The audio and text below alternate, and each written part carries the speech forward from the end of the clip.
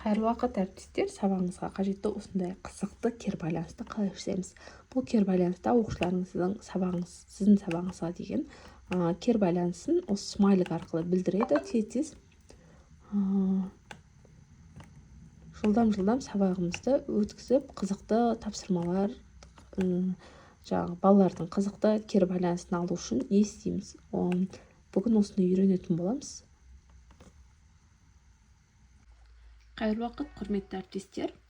Сабағымызға қажетті ерекше кері байланыс түрін жасап көрейік. Ол үшін Google-ға genzy.com деп жазамыз. Онлайн түріне кіреміз, Start Genzy дегенді басамыз. Бұл платформада бірнеше ойын түрін жасауға болады. Енді біз осы жерде кері байланысты үйренетін боламыз. Назарларыңызда сілтемесі және кіруі. Енді кіргеннен кейін мына жерде кітапшаны басамыз. Кітапшаны басқаннан кейін бізге бірнеше ойын түрлері және әртүрлі жұмыстар шығып жатыр. Енді осының ішінен біз кері байланысының түрін таңдауымыз керек. Смайликтер тұрған түрін таңдаймыз.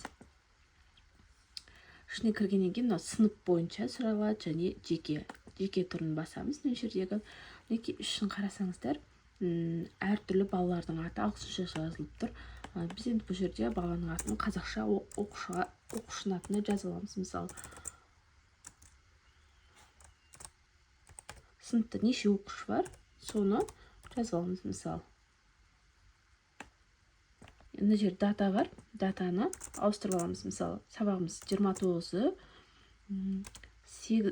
9-шы ай деп мысалға, мынаның бәрін ауыстырып алдық. Енді осы жерде астындағы тұрған смайликтерді көріп тұрмыз ғой. Соны оқушылардың барын атын жазыңыздар. Енді оқушылар келіп өзіне қажетті смайликтерді таңдайды. Мысалы, бәрін түсіндім, түсінбедім, болмаса ашу болман деген сияқты смайликтерді таңдай отырып, балалар өзінің жұмысын жазады. Мына жерде бір минут назарларыңызды. Аттарын бәрін ауыстырып аласыздар, смайликтерді оқушылар өздері қойып шығады.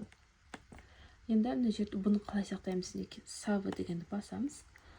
Содан кейін мына жерде атын жазу керек. Мысалы, 2-ші Б сыныбы сақтаймыз. Енді бұны біз қайдан табамыз? Мына жерде папканы басамыз.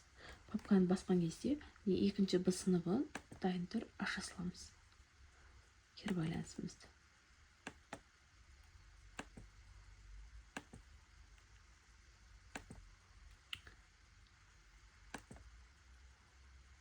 Сақталған тұр. Смайликті алып, балалар кері байланысына осылай қойып шығып бере салады бізге.